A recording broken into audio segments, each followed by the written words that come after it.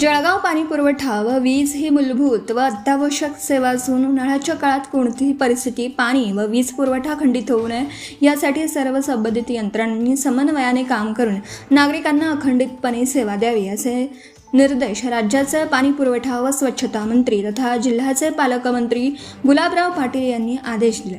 तसेच पाटील यांच्या अध्यक्षतेखाली जिल्हा नियोजन सभागृहात जिल्ह्यातील पाणी टंचाई व महावितरणाकडील विविध विषयांबाबत आढावा बैठक घेण्यात आली होती।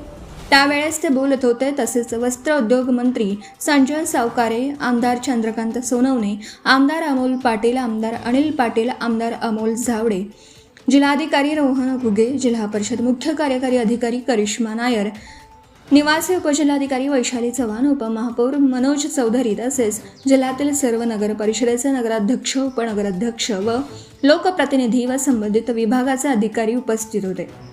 काही ठिकाणी ट्रॅक्टरद्वारे पाणी पुरवठा होत असल्याच्या भागांमध्ये वीज पुरवठा सुरळीत राहण्यासाठी उपाययोजना करण्याच्या सूचना देण्यात आल्या।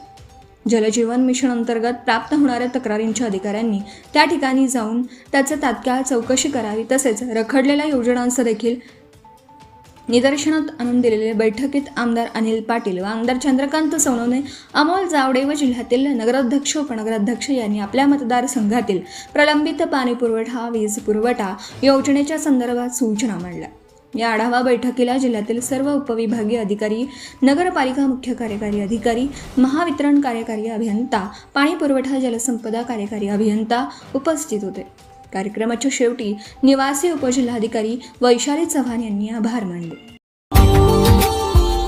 Subscribe now and press the bell icon. Never miss an update.